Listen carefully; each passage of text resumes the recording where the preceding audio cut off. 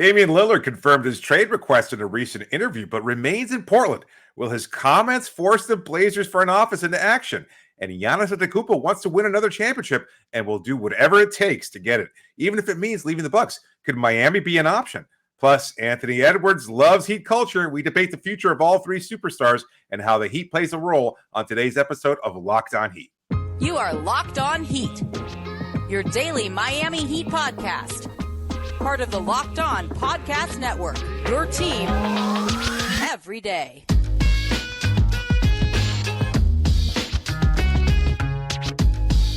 All right, welcome to Locked On Heat, your daily podcast on the Miami Heat. I'm Wes Goldberg. Joining me as always is David Ramil.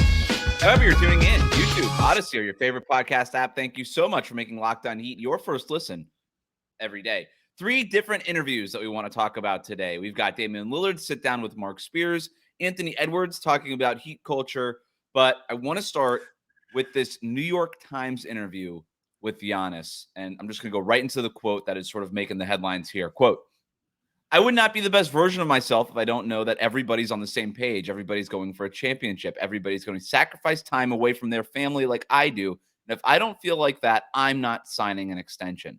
He goes on to say, as long as we're on the same page with that and you show me and we go together to win a championship, I'm all for it. The moment I feel like, quote, "oh yeah, we're trying to rebuild," and then he sort of trails off during the interview, he says, basically punctuating this, we have to win another one.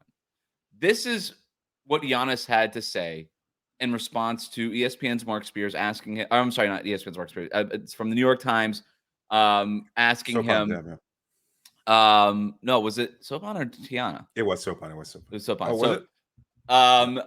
It was the New York Times asking him about the extent. It was Tanya. It was the New York Times asking him about a possible extension. Yeah. And forever, man, it just felt like this was a done deal, especially after the Bucks won in 2021. They beat the Phoenix Suns in the NBA Finals. And it just felt like Giannis, who had long talked about Dirk and Kobe and the way that those guys played 20 years with their organizations, he wanted to be the next guy. And now he's eligible for an extension. And he mentions in this interview, David, that it doesn't make sense money-wise even to sign the extension now. And it really doesn't. He can sign the extension next year and it could be more lucrative. And for somebody, Giannis could tear his ACL right now and still get the Supermax extension next year. Like, people will take a chance on him. But sure. So that part wasn't as interesting as the part of this obvious applying pressure on the Bucks organization. And it's interesting for a lot of reasons, David. It's interesting because it's Giannis and he might be the best player in the NBA. It's interesting because they just re-signed Chris Middleton and Brook Lopez this offseason, kind of bringing the band back together. It's interesting because they were the number 1 seed last year. That disappointed in the first round, losing to the number 8 seed Miami Heat.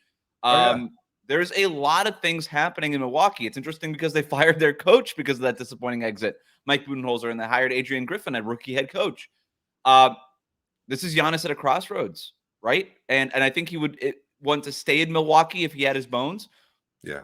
But he's not swearing loyalty blindly anymore. This is a guy who's saying, I am loyal to the Bucks, but I'm loyal more to me and winning championships first and foremost. I'm going to go deep into the Locked On Heat bag here and say, deal or no deal, big deal or no big deal. I think it's not a big deal, actually. Really? The way I read this piece, kind of, one of the things about Giannis that's always kind of stood out to me is that everybody thinks he's this big, charming teddy bear, right? Oh, big smiles, playing with his kids, making these, jokes with his girlfriend, fiance, and everybody just loves him because he's just a sweet kid, right? He's not a sweet kid. And like, I think what underscored it for me was just his instruction to his brother. And he's like, the eyes of the tiger, and then hit him with a smile. Like, he includes that in the piece when he's talking about his brother taking a picture. Like this combination of the sweet facade with the reality of what he's trying to do, which is win or make money, because that's something that's a lot of forgotten in this, is that he's talking about his off-court interests coming from, 12, 15 years ago, selling sunglasses on the street in Greece to help his family. He's a multimillionaire with an industry that includes his brothers to form this company. And I think that's what we're kind of, looking past as we take this hot quote out of here. And I think he's just putting fire to the front office, the Bucks front office feet there. I think he's trying to do what he can in an era of player empowerment to say, get it done. So if I'm looking at this as, well, it looks like Giannis is out the door, that's not how I see it. I see it as like how every player in the front and in the NBA, well, at least most superstar players that want to be clear about what their goals are, he's letting the Bucks front office know, look, I'm going to get paid. We know this, whether it's by you or anybody else. Yep. I'd like it to be Milwaukee. I love the city. I love what we've done there. But you better make changes because we just need to in order to continue building on what we did last year. I don't buy that it's necessarily, Giannis is looking for a way out. And we've seen the other end of the spectrum here when we see Kyrie Irving telling Boston Celtics fans at the start of the season, I want to be a Celtic for life. And now he's in his third team in 3 years, basically. I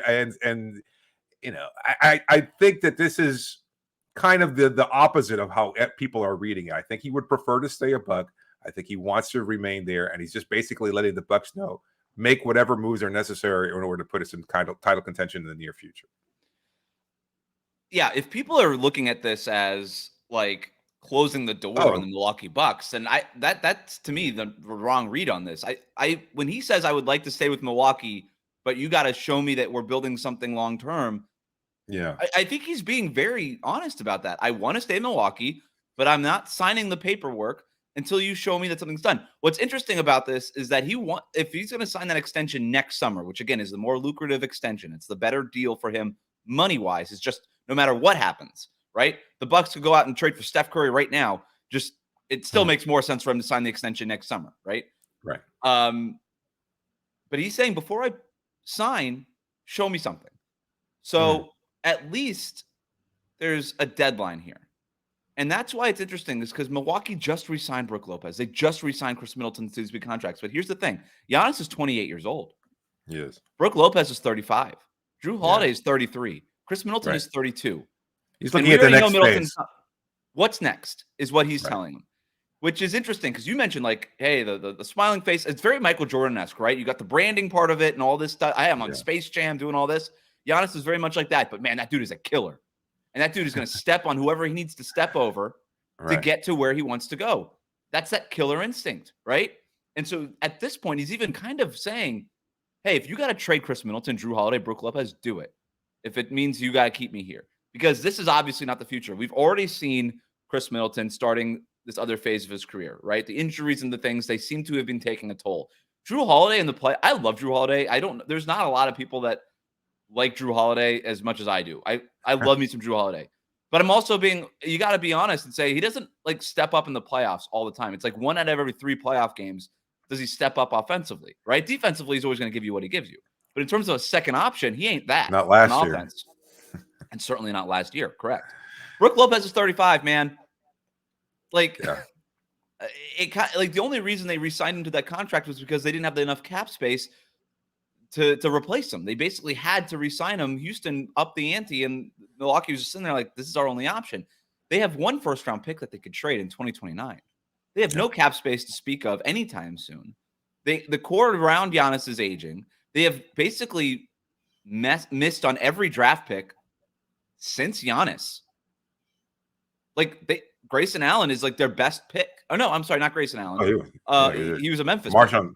Yeah, MarJon. Maybe MarJon Beauchamp pops. Like Pat Connaughton was a nice pick. Like they haven't really done much in terms of the first round picks they even did have. So Giannis is looking around and he's like, all right, what's next? And just a brief aside, this is kind of why I like them for maybe being a quiet Tyler Hero trade partner, because he makes a lot of sense for them in terms of, hey, just some scoring help. But I understand where Giannis is coming from. And if the Bucks can't get something done within the next 12 months, I do think the noise is going to get louder in terms of what happens with Giannis next. That's fair. I could see that. I think everybody's really rushing into this. And look, the Dame noise has built over the past, I don't know, 4 or 5 years. from the point where they couldn't get anything done and they couldn't make the big, and then the trade of CJ McCollum, and then one step after the other, one debacle after another, and then everybody kind of and look, he didn't do himself any favors by talking about loyalty and things of that sort, and I think that kind of has exacerbated a situation that might have been somewhat gone unnoticed had it not been for his comments.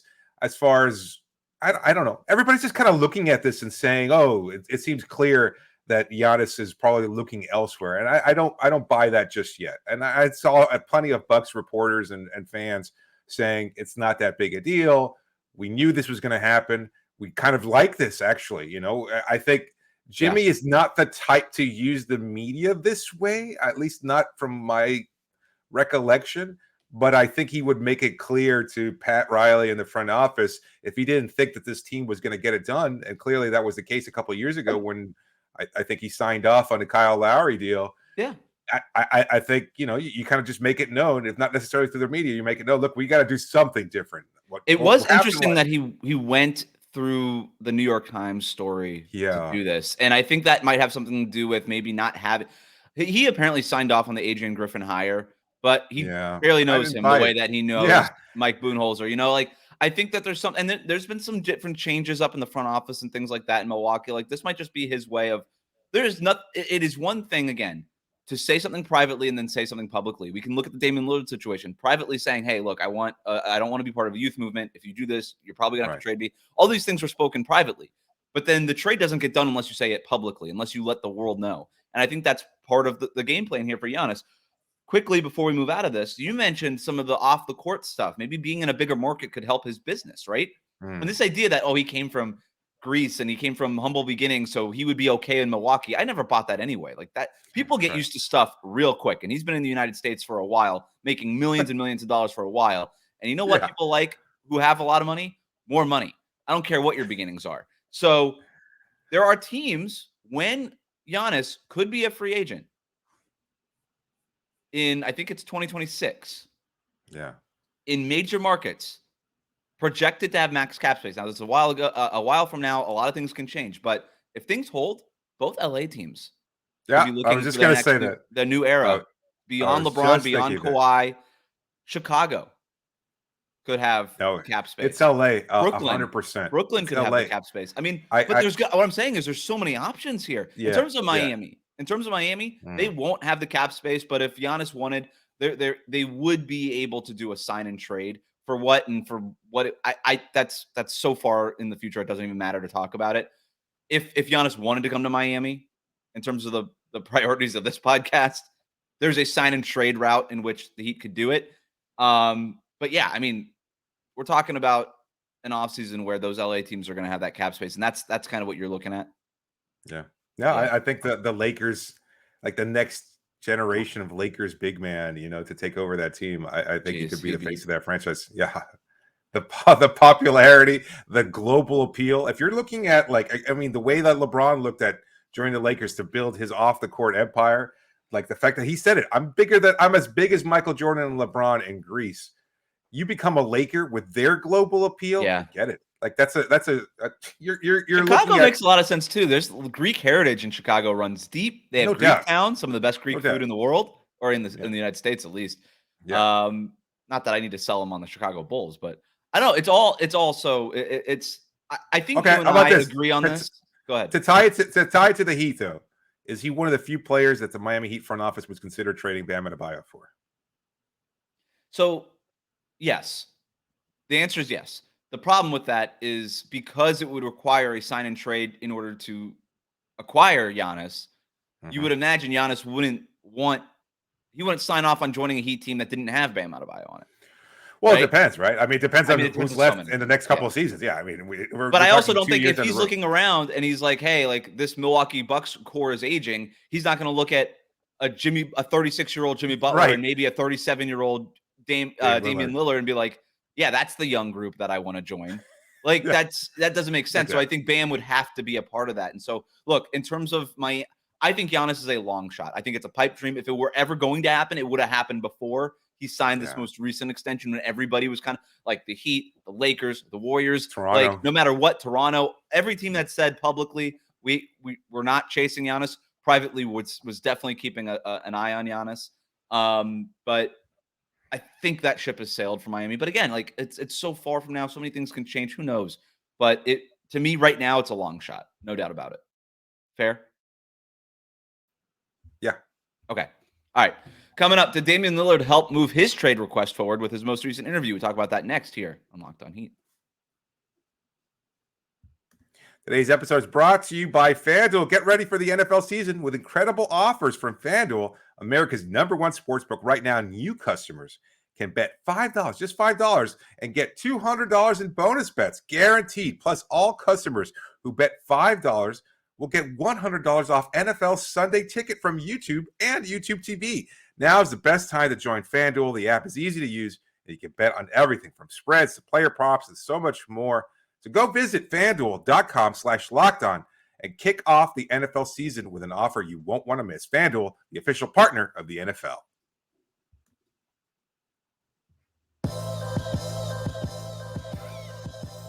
Thanks for making Locked On Heat your first listen every day. Make sure that you're subscribed on YouTube and on your favorite podcast app. Everydayers. Heat training camp invite. Cole Swider joins the show tomorrow for an exclusive interview. You're not going to want to miss his answers on why he decided to join Miami over Milwaukee, over Boston. Heat culture. Heat.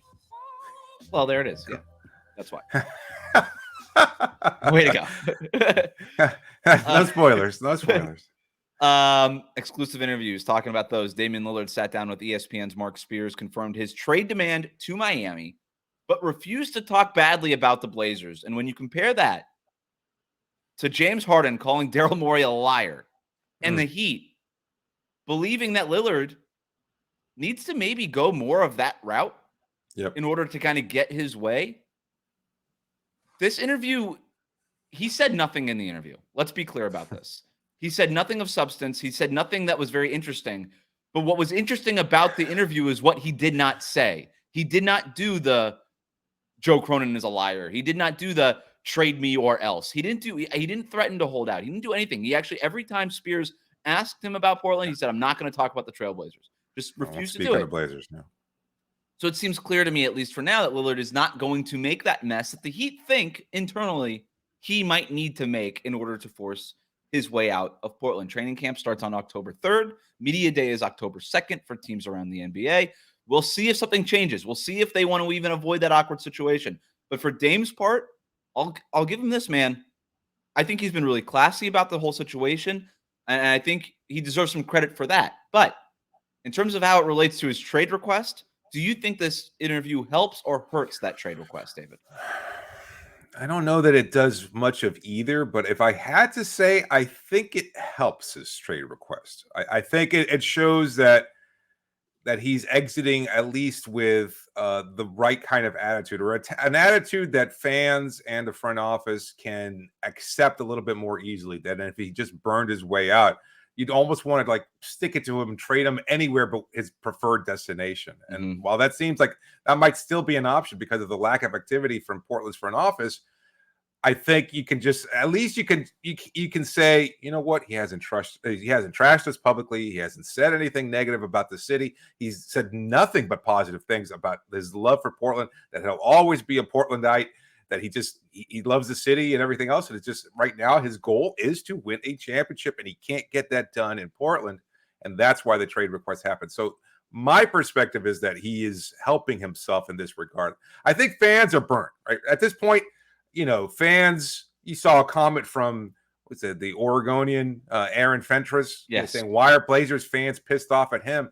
And the comments are all just like, screw Dame. And then Dame retweets it and says, so dumb, you know, regarding to, you know, the perspective of that, you know, fans should only be fans of the team, not of players. And you know, Joe Cronin works for the Blazers. His job is to make the Blazers good, not to take care of Dame. And I think that's really, really myopic. But at the same time, I think fans they have such vitriol right now at this point. They hate the way you've said this all along, and kudos to you for this. They don't like the transparency of what Dame has done and saying, this is my preferred destination. This is the only destination I really want to play for. And it's kind of hurt the whole process. And I think that has incensed people who adore Damian Lillard, who would, and would have been happy to see him retire as a Trailblazer. But I think at the very least, this might be able to assuage some of their concerns, and from the front office perspective, say, you know what, he hasn't done what James Harden did. We know who Dame is. We know his loyalty is to himself first and foremost. He has requested a trade. He doesn't want to play here. I think they'd be more inclined to try and get something done as a result of this interview. I think it is helpful in reminding people why he wants to leave.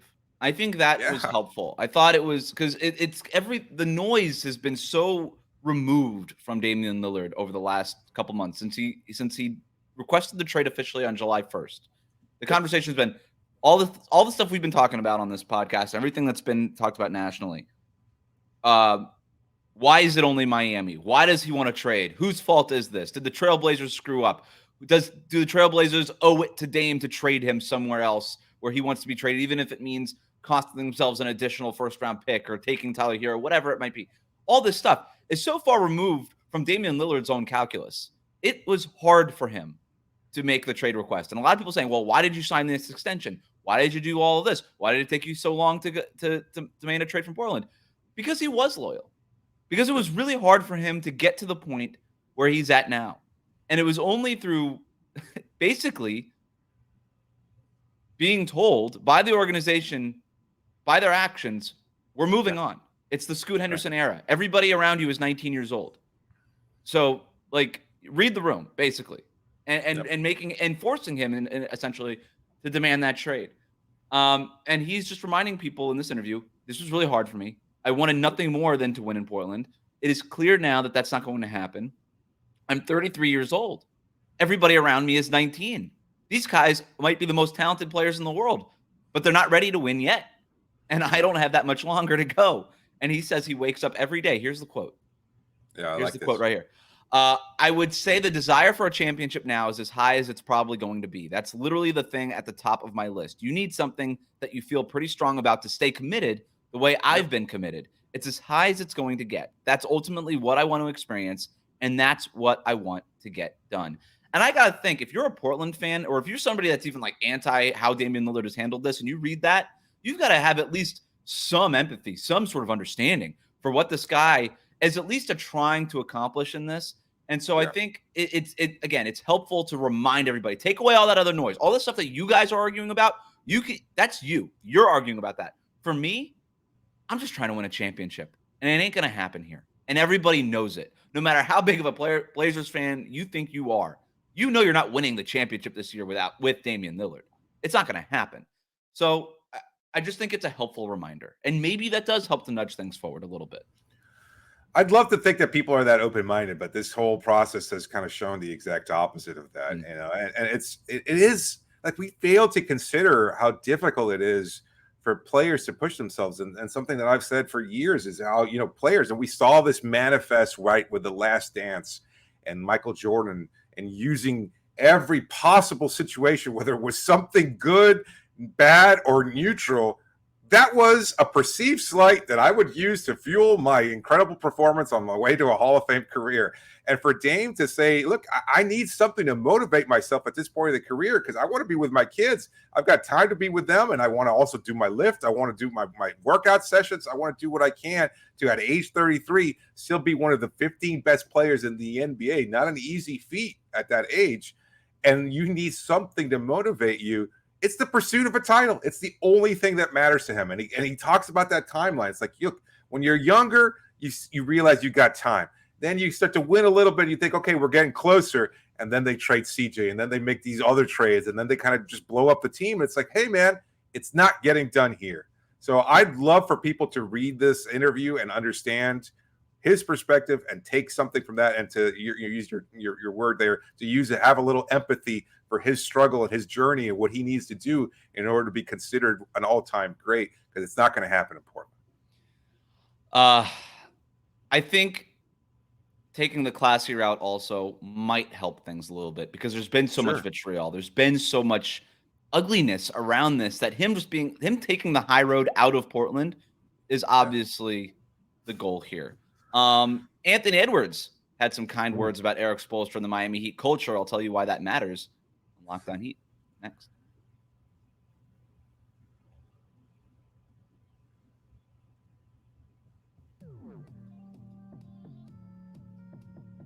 Welcome back to Locked On Heat. Thanks for making us your first listen every day. Make sure that you're subscribed on YouTube and on your favorite podcast app. Everydayers, Heat Training Camp invite. Cole Swider joins the show tomorrow for an exclusive interview that you're not going to want to miss. Keep an eye on him, man. I think he's got a chance to get one of these two ways. He might even have a chance, depending on how that roster looks by the time opening night rolls around. He could be on the 15-man roster. So start. Is he going to start for the team? I don't know that he's going to start. It's funny though, because we didn't think Duncan Robinson had a chance at doing that a few years ago, and there he was in the starting lineup the first year that Jimmy joined the team in 2019. And so that was totally unexpected. That's true. Let's get to this. True test for Heat culture, right? They got a type. No doubt. Let's take a listen to this soundbite of Anthony Edwards talking about Erik Spoelstra. He's been dope, man, bringing a lot of energy to the Heat culture. Yeah. It's exciting to see. His first day with a scout, I was like, okay, I see what they mean when they say Heat culture. Like, he came in with a lot of energy, getting right to the point, super precise with the details. So it's dope. That had Heat Twitter talking. Yeah, I can see why. What did you think about it? Yeah. I love it. I love it. I remember being one of the first people to have thought, even when he was in Minnesota, that I thought Jimmy Butler was like a lock to join the Miami Heat. And everybody's like, no. And then there was that one year he was a free agent, and everybody's like, Houston, the Clippers with Kawhi, blah, blah, blah. All these different possibilities, nobody considering Miami. And here we are 4 seasons later, and it's been nothing but, sunshine and roses. With Anthony Edwards, I just love the acknowledgement of Heat culture, because there are so many loud and annoying and, quite frankly, wrong voices in media that will do whatever they can to trash this idea of Heat culture, this bigger than life branding, marketing. And it's a real thing, and it's well known around the NBA. Dame Lillard referenced it. Other players have referenced it. And now you've got a young kid in Anthony Edwards who's in a really bad situation in Minnesota, because that has not been a team that has been operating effectively ever. Like, they came into the league at the same time. This is something that we can forget. Charlotte, Minnesota, Miami, those expansion teams came in at the same time, and Minnesota has nothing to show for it, whereas Miami has 7 trips to the NBA Finals. I mean, they have been such a good franchise, and they have the Rudy Gobert. Oh, wait, no, the Rudy Gobert trade wasn't good. Never mind. Sorry. Wait. That's the one that's screwing up. They did have Jimmy Butler that one year. Oh, but they screwed that up. Yeah. One year they went to the playoffs since KG. Crazy. Well, I think they didn't make it a second year. Best thing for Minnesota was maybe the jerseys. Like, I'm being serious. Like, maybe the original ones with the wolf on it, with the triangles around the border. Yeah. Like, those are sick. And I love that they wore the throwbacks last year. And Anthony Edwards looks great in them. He would look really great. He would look really great in a Miami Heat jersey. And look, Spo was asked about this. I think Brian Windhorst asked him about it. And he said, I'll never compare anybody to Dwayne Wade. But then he compared him to Dwayne Wade. And you see it. You see it in the way Anthony Edwards moves. And this is not breaking news. When he was coming out of Georgia, he was the first overall pick by Minnesota. I was so high on him coming out of Georgia. And people it was a polarizing draft. It was him, Wiseman, and LaMelo Ball. And you could have made an argument for any of them going number one. And Minnesota made the right move in going with Edwards. And the thing that you saw at Georgia was, this dude's an MFer, man. Like, when you talk about Giannis having that killer instinct, this guy is a killer, right? Like, Kermit in that movie, like, that he played again, the Adam Sandler movie, yeah. He didn't do any acting in that movie, man. That was Anthony Edwards. That dude is a killer. And remind me again who his coach at Georgia was? Tom Crean. That's right. Who did he coach at Marquette? I'm trying to struggle. Who was it? Tom Crean made those comparisons to Dwayne Wade. Like, everybody was making them. And look, there's been a lot of Dwayne Wades that came out. Like, Victor Oladipo was compared to Dwayne Wade, and Victor Oladipo never really played also coached by Tom Crean, even when he was athletic. Yeah, if you're a Tom Crean player, but Anthony Edwards does, like, in a very real way. And on Team USA right now, he's kind of the guy. He stepped up big. He's up for a big year now. Look, I'm a big Anthony Edwards fan, and I probably will be, whether or not he ever plays for the Miami Heat. But it is interesting. Like, we know, especially here in Miami, this Team USA stuff matters. When you start bonding with coaches and you start bonding with other players. There's no Miami Heat players on Team USA right now to recruit Anthony Edwards if and when he becomes a free agent in whatever, 2027, 2028, whatever it would be. But Spo's there. And Spo's going to be here for as long as Spo wants to be here. We also know that too. So I don't know. It's ridiculous to even talk about him playing in a Miami Heat uniform right now. Yes. But it is kind of cool to hear him sort of recognize that. And talking to Cole Swider too, man, like he was talking about like, yeah, that Heat culture thing is real. He's like, I've never been a part of a team anywhere. And granted, he's not been in the NBA very long at all. It's been a year. But he's like, you know, he knows players in the NBA. He spent time at Villanova. He spent time at Syracuse. Like, he knows guys in the NBA. And he's like, teams don't start talking about defense in August. We're doing defensive drills in August.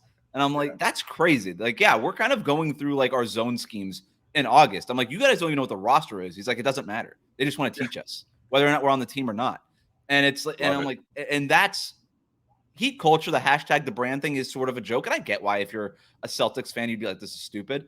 But, like, whatever you want to call it, just like, just call it a well-coached team. The Heat are a well-coached team. Just get rid of the Heat culture. A well-run organization. A well-run organization. Now you're getting rid of the branding part of it, and now there's no real argument there. You can't argue against it. And you talk to players across the league, and they're like, there's a handful of organizations that players always talk about that are well-run, well-coached. They know if they go there, they're going to get better if they're willing to kind of buy in. And the Heat are always, 100% of the time, one of those organizations. I remember years ago we were talking about the future of the Heat, and it seemed kind of nebulous. I think this was even it was after Jimmy had signed with the team, and Jimmy just doesn't. It's not that Jimmy is not a recruiter by nature. That's just not who he is. I think it's not that people don't want to play with him or people have a bad opinion about him. It's just he's not necessarily that kind of guy. Bam was that guy.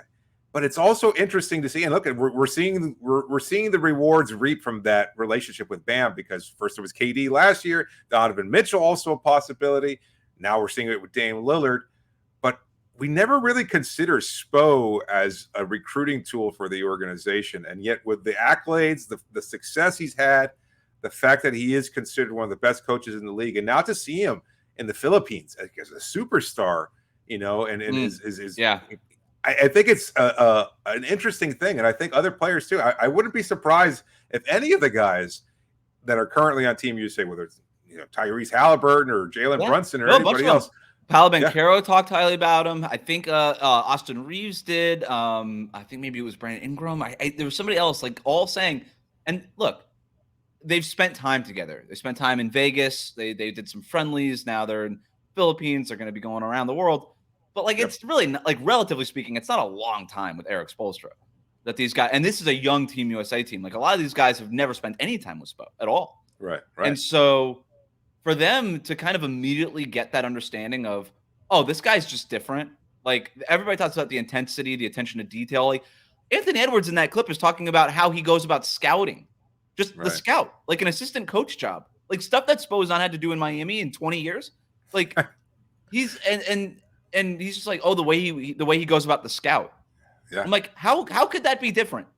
And yet Spo finds a way to make it different. He finds a way to put his quote unquote Heat culture stamp on the scout of the other team, on the scout of France, and the scout of whatever team he's responsible for. So I don't know. It's kind of cool to just hear it and to really kind of get an understanding of, because you and I could talk about what Heat culture is, but when you got to hear the players talk about it. And they do. And they do. And in fact, again, that's just like around the league, it's understood. Like, you see Andre Iguodala, something we never even talked about in the show, like talking that if he were to start a team, he would bring, 95% of Heat culture with him? The dude spent 2 years at the tail end of his career after having won 3 championships with the Golden State Warriors. One of them was that weird pandemic year where you couldn't, like, do all the stuff that teams were accustomed to doing. Right. And he's like, you know what? The Heat, they've got it going on. They know how to run a team. And there's Evan Turner, biting his lip because he wants to trash Jimmy Butler and the Heat and everything else. And it's like, no, you're going to hear it because Andre Iguodala knows what he's talking about. I like seeing that kind of respect around the league, that understanding that Miami just does things differently, better than other teams. All right, we're going to close on this question for you. I didn't tell you this one was coming, but we talked about 3 different superstars in this show. We talked about Giannis. We talked about Damian Lillard. We talked about Anthony Edwards. You already know the question I'm about to ask you, David. You had to pick one to add to the Miami Heat. Who are you picking? The current iteration of the Miami Heat? Yeah, I guess. Then, I mean, unfortunately, I think Anthony Edwards becomes a little superfluous as much as I love that option. But I also think Giannis can't really coexist alongside Bam Adebayo as effectively either. So my answer is still Dame Lillard. Interesting. It's interesting. What about you? Giannis might be the best player on the planet. I'm not, you know me. I'm not overthinking stuff. I'll go with Giannis, but I'll take either of them, man. Like, yeah, that's a good option too. Yeah, it's all good. Get us any other top 10, 15-ish player. Yeah, sure. Thanks for making Locked On Heat your first listen every day. Every dayers Heat training camp invite. Cole Swider joins the show tomorrow for our exclusive interview. You're not going to want to miss that. Cole was terrific. He actually has his own podcast also, so he kind of knows how all of this is done. We actually talked longer than I thought we were going to talk because it was so enjoyable. So hit the subscribe button on YouTube. Follow us on your favorite podcast app. Thanks for tuning in. Thanks for joining me, David. You got it, Wes.